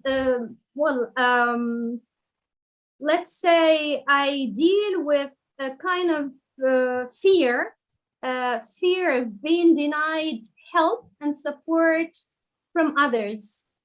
And because of that, because I know already that there is that possibility of being denied help and support, I do not even take the risk. And I all the time, I don't hesitate to provide people with support and help, but I never ask for it. And I think recently I've been trying to, I now know it's something I need to work on again to improve, let's say, resilience, or to improve myself. So what can you say? What can you advise me? Thank you, Sana, for being so open already about that. And I want you to realize that by doing that, you are asking for support. Okay, thank you very much. Oh. Right? Right? You're doing it. Yes. Okay. It's the so first step then. The first step. You took the first step. Okay. So go in there. And then another tip, if you really need it, and maybe you will find that you don't, just to say, what's the worst case scenario? They say no, so what? So Jihan, I dared to ask such a question already because I knew you were the kind of person who wouldn't say no. I should have said no just to see the reaction. Okay. No, seriously, you said it in front of many people and you asked for that. Just say, if you don't, because you care and because you said it, you already are helpful. Okay. So you are putting a meaning on the fact that maybe someone will say no, based on your own perception. I don't know what that meaning is. You will know it. You might say, if they say no, means they don't want to help me personally, or I'd rather stay in the illusion that they appreciate me and respect me and I'm putting them in test. Maybe they say no just because at that specific time they can't, or they don't have time, or they had a very bad day and they didn't feel to say no, to say yes. So remember the scenarios. You can go to that one. Remember the very first one in terms of the perspective? Try that one. Okay. If they say no, what would be the 3 opportunities that can emerge from that? Okay. Because it's really about you changing your perspective. Can you see that now? Oh, great. That's great. Thank you very much. Thank you very much. Okay, you're welcome. Okay, so I can see that we have 2 questions. So let's start with Mustafa Aynan. You're welcome to ask your questions, Mustafa. Thank you very much, Jihan. You're welcome, Mustafa. Very, very much for this excellent presentation and the good theme and the rich. Thank you for this knowledge sharing. My question is about the low resilience. That's a small and short question. What, in your opinion, what in general the negative aspects or characteristics make a person unresilient? Thank you very much. So when you say, thank you for your question, when you say characteristics, this is, you know, the 8 strategies that we saw. So whenever you are on the low spectrum, so not willing to adapt, not asking for support, thinking that everything is not going to turn right, pessimistic, thinking you can't make it. What were all the other ones? So anytime you are there, you are not very well, you become not very well equipped in that specific time to become resilient, because you will become rigid, plus you expect the worst. So we indulge in suffering and in stress and demotivation, because if you don't have a purposeful direction, if you and something comes to you and you think you can do it and you expect the worst, like you wouldn't even have the energy to go forward. So everything, I don't know, but and the thing is, no one is born like this. That's also the message that I hope it came through. Whatever characteristic were identified as low resilience, choose one and work on it. And anyone can do that. Remember the baby? We all did it anytime. Thank you, Jan. You're welcome. And thank you, Sana, You're welcome. Your support. Thank you. You're welcome, Mustafa. Okay, I can see there is a written question here. Which of these strategies would be the best or most effective for leaders? And I can see that maybe people here are trying to make a link with yesterday's conference, which was about leadership. So what kind of strategies would be the best or the most effective for leaders in these tough times? the one they're not strong at. Okay. Anyone, Yeah. I mean, Yeah. any one of these. The questionnaire that I shared with you is developed by PSI, and they're working with leaders for this. They're working with people in the context specifically of their career. So they work with the HR departments in many organizations, and they do this questionnaire for, with, as I said, but with really specific questions behind. So, so that's available. And then they have a big report, but they look really at these 8 strategies and where people stand out and what they need to do specifically. So there's a discussion with the person to really understand where they're coming from. And based on that, there's a plan. So all of them, as I said, the best one is just to play on your strength of whatever is in the 8, these 8, and to, and to neutralize your weakness. What they found most is that seeking support is almost, for the majority of leaders or for people, is a struggle. Because as I said, as high achievers, they have this feeling of, we should not be asking, we should be the ones who are helping people, not asking for help. So that's something to recover. And then I said before, I'm still reading this book. I didn't finish it, Impact Players, but it's really talking about leaders. And she's talking about 1 attitude and 5 actions to do to deal with messy problems and clear processes, etc. But the 1 attitude she starts with, Huda, is the one I shared with you at the beginning. That picture of the bee and the bees is completely from this book.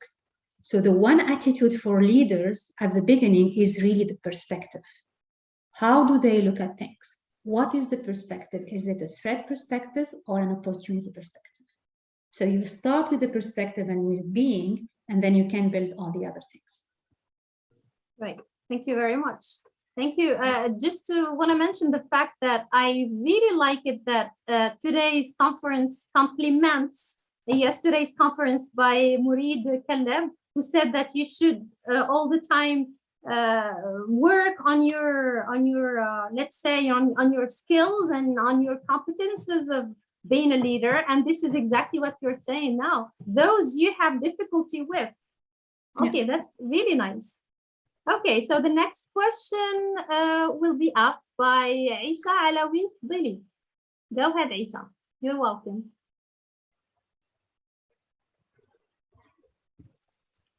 I think Aisha is still muted. Yeah, Suleiman.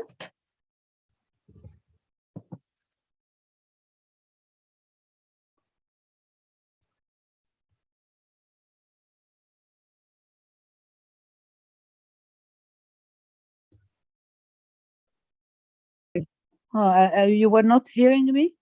Okay, we can hear you, Aisha. Go ahead. Yeah. Can hear you. You heard the first part or not?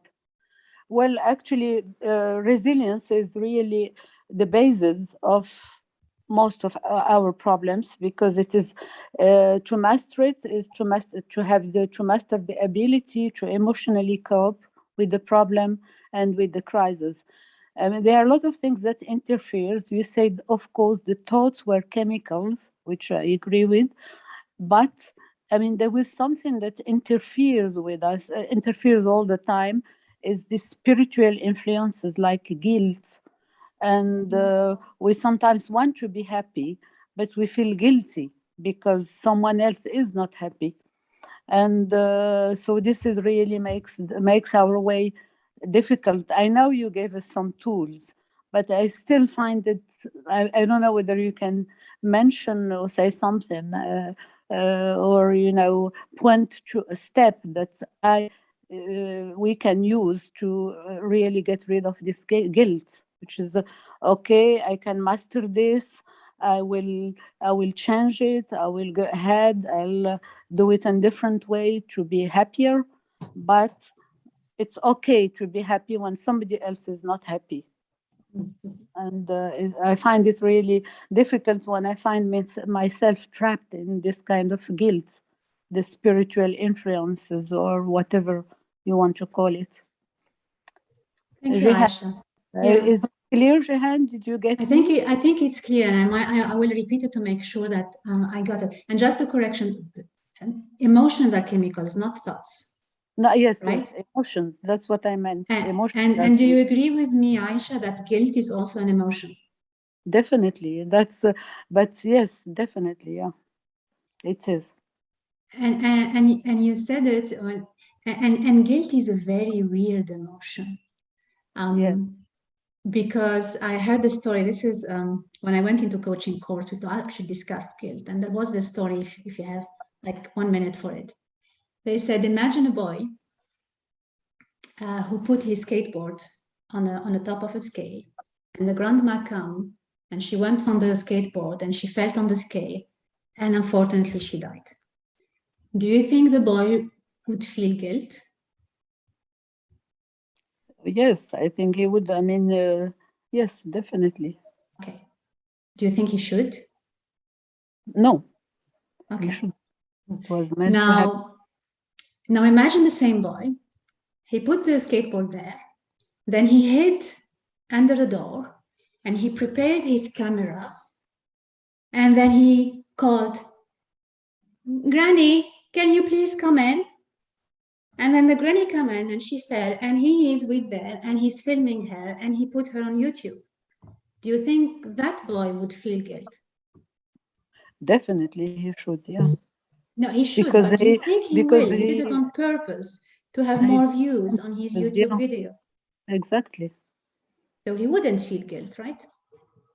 He should, but he wouldn't. No, because he probably doesn't have the conscience of, he's not conscious of having caused. Yeah, no, he is. He is. He did it. He planned it. He planned it, yeah, well.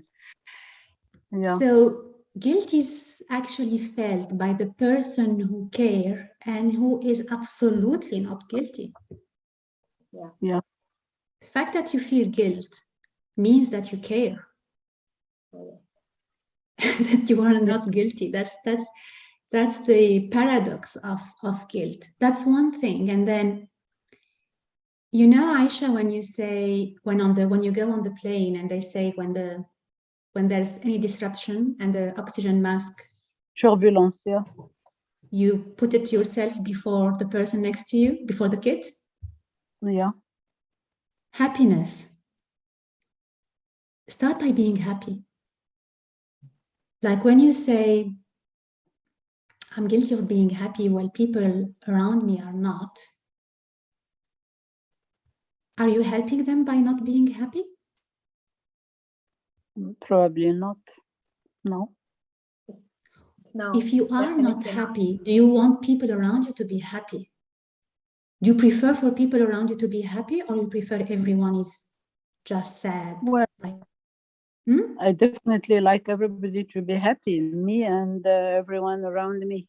So apologies if I'm being a bit bold right now. So why are you denying this to the people around you? Denying them to be happy? No, to be surrounded by people that are happy. Yeah, no, I don't deny it. Yes, no, yeah, you mean if I'm not happy. Oh, yes, yeah, I see it. Yeah, true. Yes, well, Okay. yeah, good way to say it. Yeah, it's excellent. Yeah. Perspective. Definitely, it is really something I struggle with. I can manage, but I want also people to be happy with me. And Start when I with cannot, yourself. Yeah, no, start. You cannot. Yeah. That's again your self-belief. But think about it with this perspective. You know, you switched for a moment. You switched. You saw it the other way. Yes, definitely. Yeah. Stay there. It's always about perspective. What you're thinking is not what is there. It's your meaning. It's your perspective. Once you switch the perspective, it's different. Yeah, definitely. Don't deny them. Don't deny them the pleasure of being surrounded by happy people. Oh, that's fantastic. Thank you so much. And You're welcome. Thank you. Thank you very much, Jihan, for this healthy interaction with Aisha. Okay.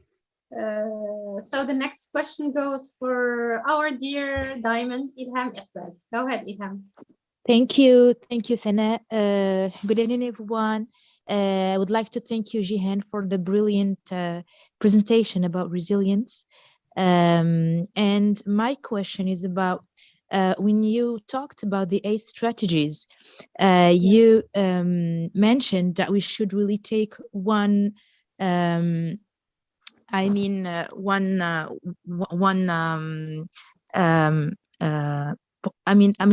part of our life. Either professional or personal aspect of our life, I would say, and that was quite confusing for me because when doing the score from a professional perspective, from some strategies, the score was high, but from a personal, for example, strategies or from a personal perspective, the score was different, and this is quite confusing. I'd like just to my question is how would you really explain that we are at the same time, I would say, resilient and not? I don't know if it's clear, but it's quite confusing because for me is for my just understanding, being resilient would be in all the aspects of our lives. For example, if for the first strategy, which is challenge orientation, I would be myself, for example, seeking for challenges or accepting challenges in my professional life. But in personal life, it would be like quite not the same highest score, I would say. So how could you just explain that?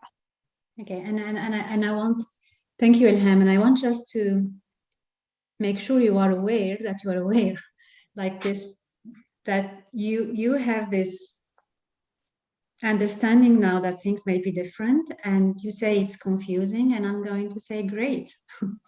Because yeah, no, honestly, because confusion means you're going from A to not A, so you're confused.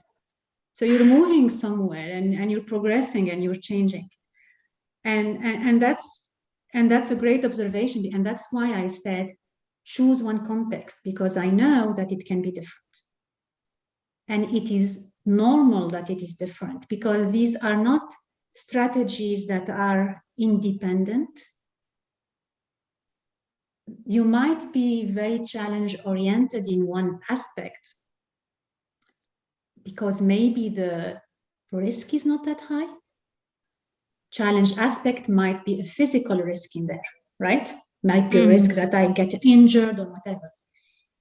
The taking challenge in career, in work, is not physical risk. It's either a risk of, it can be a financial risk, it can be a risk of how you are perceived, so how you are valued, and that might be something very important to you.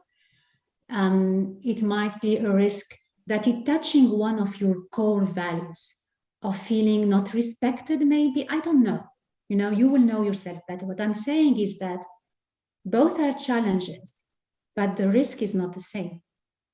And what that says is that the risk in the area where not you're taking one challenge is touching a part of you that is more valuable than your physical integrity, let's say, while taking an extreme sport challenge or something like that. Does this resonate with you? Does this make sense?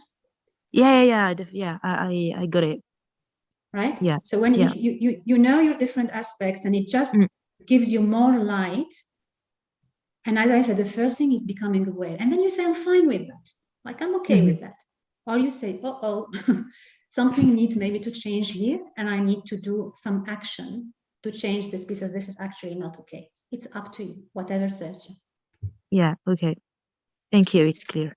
Right, thank you. Thank you, Ilham, and thank you, Jihan. Well, I suggest we respond to a question written in the chat. Building new habits requires some skills. Can you tell us more about this? Building new habits. It requires a number of skills, doesn't it? Bringing new habits.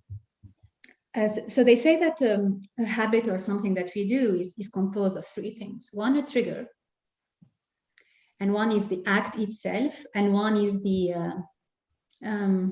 récompense, and one is the whatever it is. The reward. The reward, thank you. And the end at the reward. So like, if I have a habit of, I don't know, of coming home, and as soon as I come home, I just sit and watch the TV, the trigger is going to be once I open the door, and then I do the act, and then the reward is that, like, I'm not going to be thinking about my problem.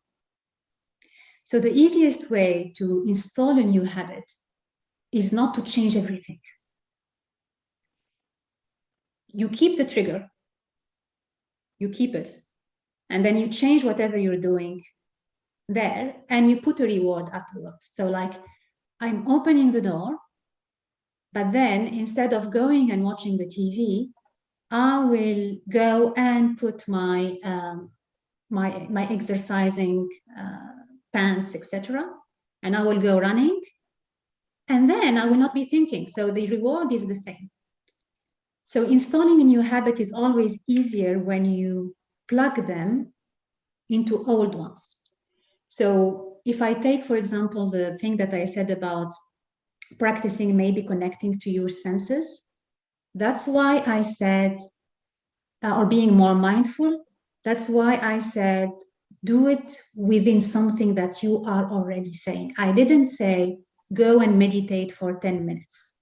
If you're not doing it already, that's not going to be an easy habit to put in place. What am I going to do 10 minutes? And is it now and is it later? And I forgot this, and now it's too late. And no, just start slowly, one step at a time. You brush your teeth every day. Whenever you brush your teeth, either you want adaptability, you brush your teeth with your left hand if you used the right one, or when you brush your teeth, that's the moment when you say, I will take 10 seconds to be more mindful. So that's how you put in new habits. Just look at what you want to change. Don't change everything. Leave the trigger. Leave the, like someone who wants to quit smoking. You observe what's the trigger, and you say, whenever there's a break at the office, everyone goes out for a smoke. I'll go out for a smoke and I come back.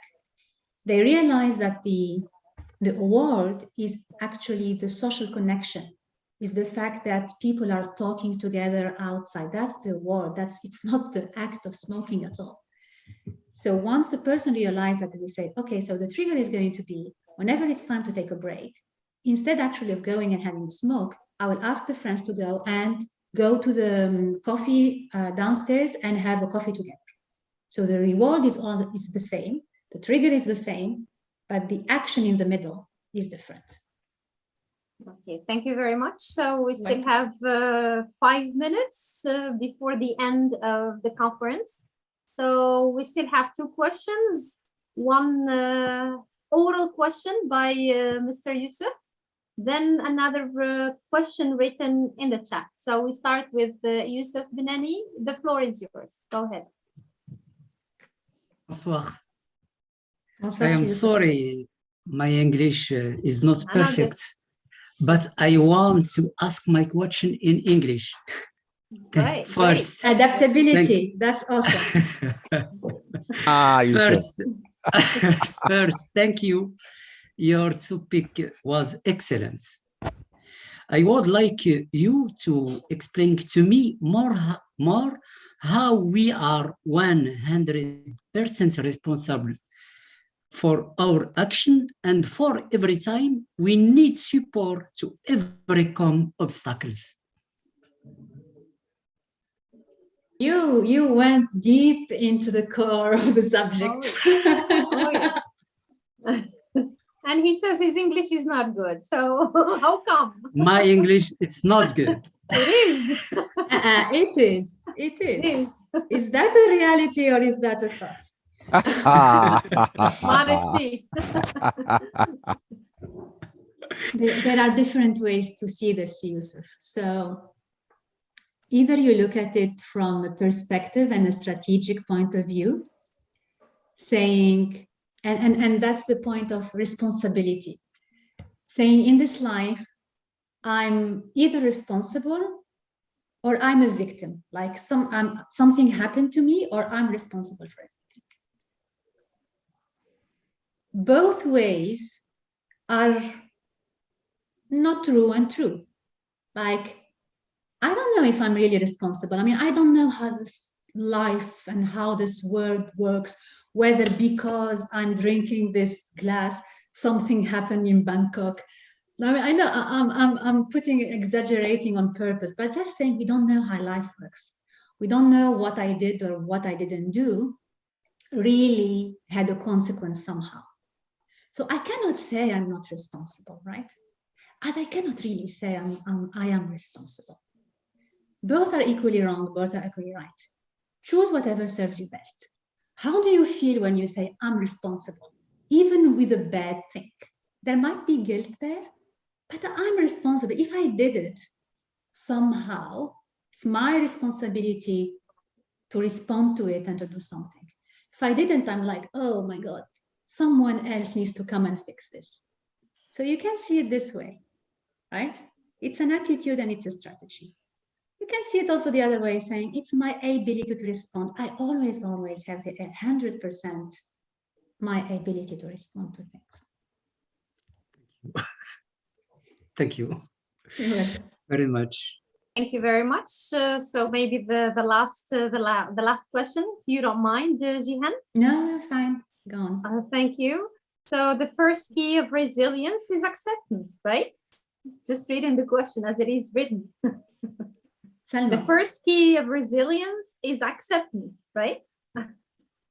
So Salma, I don't know what's your definition of acceptance, because I'm tempted to say yes, depending on how you understand acceptance. Because for some people, acceptance would mean if I accept this, I will not do anything about it. And I don't think that's where you're coming from. But you got it because we said it's at the beginning we resist.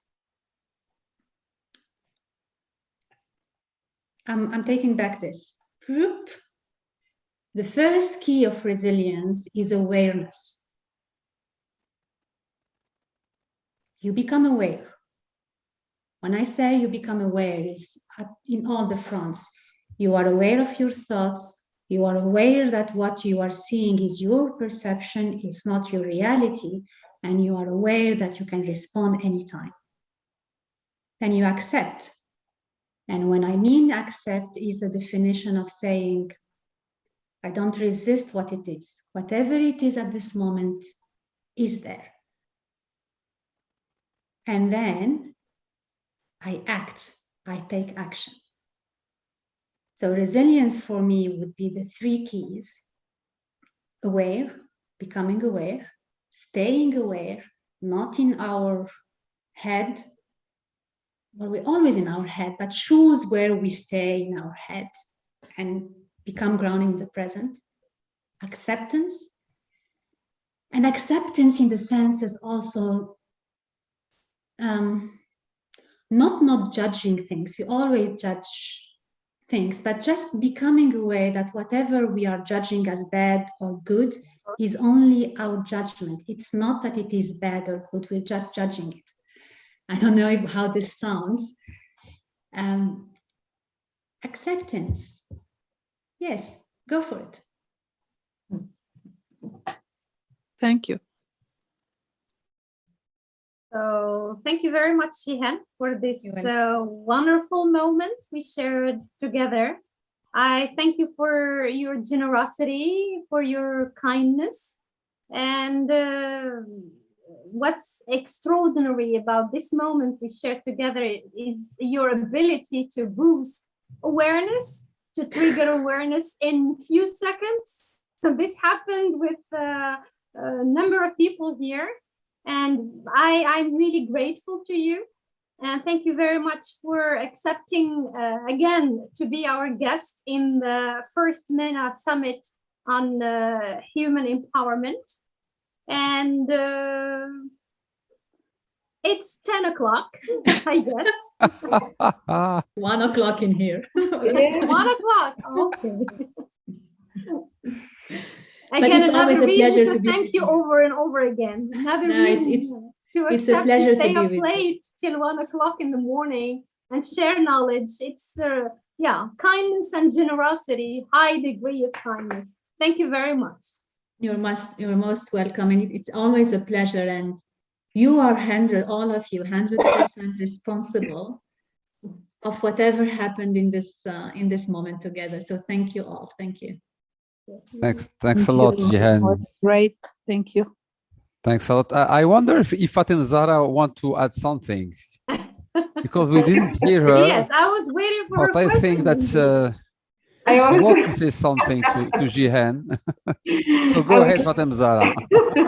And Sarah as well, who is raising her hand, Yes, yes. hesitating. Now, when we talk about resilience, we think about Jihan. Oh yes, oh yes, yes. It was outstanding presentation, Jihan. Thank you so much. It was very clear as a crystal, as a diamond, let's say. It was, Tonight I'll brush my teeth with my left hand. Taking action, great. This campus was full of many simple but very, very powerful things, very powerful practices, and Yes. it was a great eye-opener.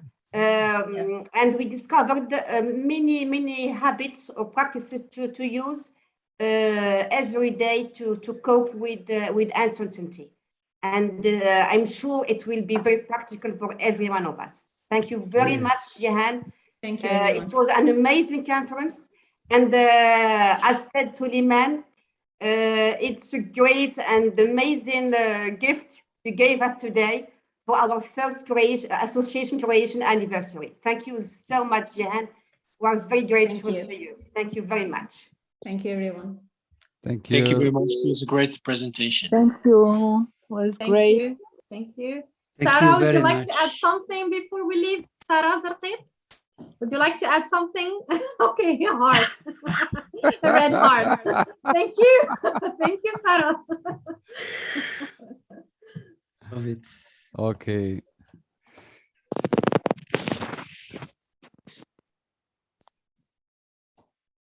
So, perfect. Cher Diamant, encore une fois, joyeux anniversaire pour à l'occasion Joyeux de, anniversaire. voilà, de la création de notre chère association. Une année pleine de réalisations, pleine de belles choses et encore de très très belles choses à venir, Inch'Allah. Nous devons Pour- célébrer Suleiman. Oui, Ça bien se sûr. célèbre un anniversaire. Bien sûr. Ah ça, oui, c'est- ça on- c'est Ilham, sûr, can ça c'est sûr. can we all of us sing happy birthday? Yeah, sure. Yeah, so unmute your microphones, everybody, if you can. I don't know. On va le célébrer بيناتنا. Joyeux anniversaire. Joyeux anniversaire. Anniversaire. Joyeux Anniversaire, cercle English, in English. Joyeux Happy anniversaire. birthday, anniversary. الله الله الله الله شحال جميلة هادشي شحال جميلة كاين Happy انرجي birthday, Diamonds. Happy Happy birthday. birthday. In English, Diamonds. Yusuf, in English. Happy birthday to you. Happy birthday.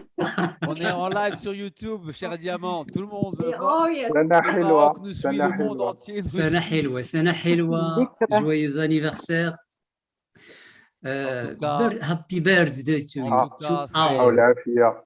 الصحة إن والعافية شاء الله للجميع، إن الصحة شاء الله. والعافية وجميع المتمنيات Oh, Ça se l'estimarié. célèbre, mais déjà le fait de le célébrer comme ça le jour J, c'est déjà une excellente chose. Et à l'occasion de cette deuxième journée du sommet MENA, avec une superbe énergie, avec une superbe intervenante, Jihan a été tout simplement exceptionnelle ce soir, dans la continuité de l'intervention d'hier avec Dr Mourid Kouleb. Donc, nous l'avons rêvé, nous sommes en train de le réaliser Ouais. et on se donne rendez-vous demain, Inch'Allah, avec la troisième session de notre sommet MENA avec Ilham Ouzani, que vous connaissez tous, en tout cas en grande partie, qui va également nous livrer quelque chose d'exceptionnel. Donc, on se donne rendez-vous demain, Inch'Allah, même heure, See you 20h tomorrow. GMT. See you tomorrow. So, stay safe. Have a good night, Have a everybody. good night. Good Thanks, night. thanks a Thank you lot. very much. Thanks a lot. Thank you so Sana, much. for moderating You're this welcome. session. Bonne nuit. It was very great. Bye. Thanks a lot. Thank you. Bye.